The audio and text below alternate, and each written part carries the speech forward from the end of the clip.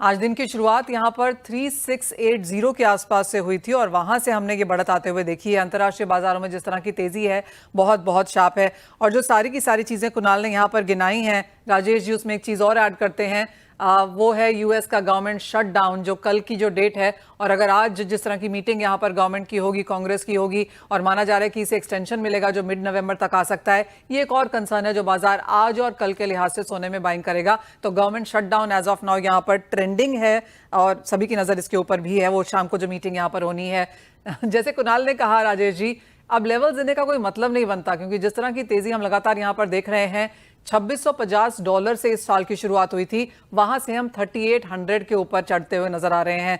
3850 4000 level यहां पर कोई भी रह सकता है, लेकिन ये सब फेस्टिवल के दौरान हो रहा है। उसकी आपके ऊपर क्या सेंस है? बिल्कुल जो कुणाल ने बोले बिल्कुल 100% मैं बिल्कुल सहमत हूँ उन सभी बातों को।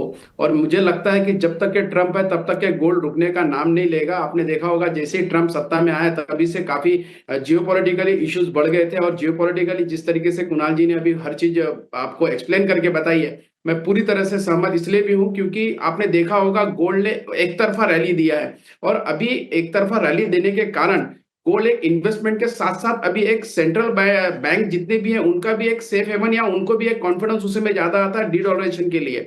साथ ही साथ मैं जितना देख रहा हूं कि अभी फेड के अभी सितंबर में जो रेट कट होने के बाद अभी अक्टूबर में जो रेट कट है उसको भी गोल्ड और प्रीमियम में लेके जा रहा है। तो कहीं ना कहीं ये भी उसके लिए सपोर्ट कर रहा है। और अगर मैं इंडियन मार्केट में देखता हूँ तो टोटल इंडियन मार्केट की जो इंडस्ट्री है, गोल्ड इंडस्ट्री, वो 1100 टन के आसपास की है। और ये 2 से 2.25 महीना जो होता है वो 200 टन के आसपास का गोल्ड यहाँ बिकता है।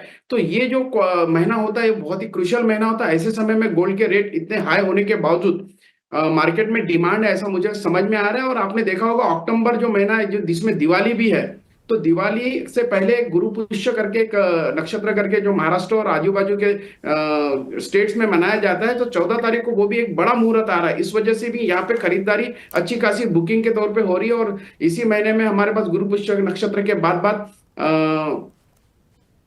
धनतेरस है, दिवाली है। तो ये दोनों तीनों मुहूर्त एक साथ आने के कारण पंचमी तक के अच्छी खासी यहाँ पे डिमांड रहेगी, ऐसा मुझे लगता है। तो आपको लगता है राजेश जी कि इतने हाई लेवल्स पे भी यहाँ पर खरीदारी बाजार में बाकी रहेगी, वो इन्वेस्टमेंट डिमांड के तौर पर देखते हैं, या फिर आपको लगता है वेरिएबल ज्वेलरी खरीदारी जाएगी यहाँ पर?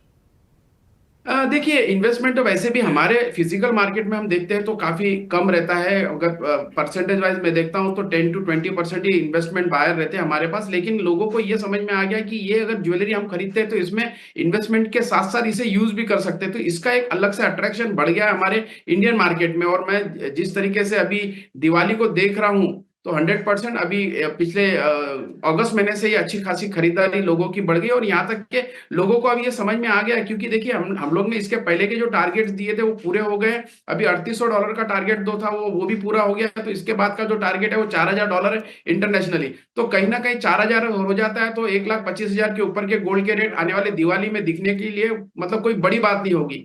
तो मुझे अभी भी मतलब जो ग्राहकों का जो कॉन्फिडेंस है वो इतना ज्यादा बढ़ गया, उनको ऐसा लगता है कि शायद दिवाली में 1,25,000 हो जाएगा, इसके उससे पहले हम लोग खरीदारी कर ले।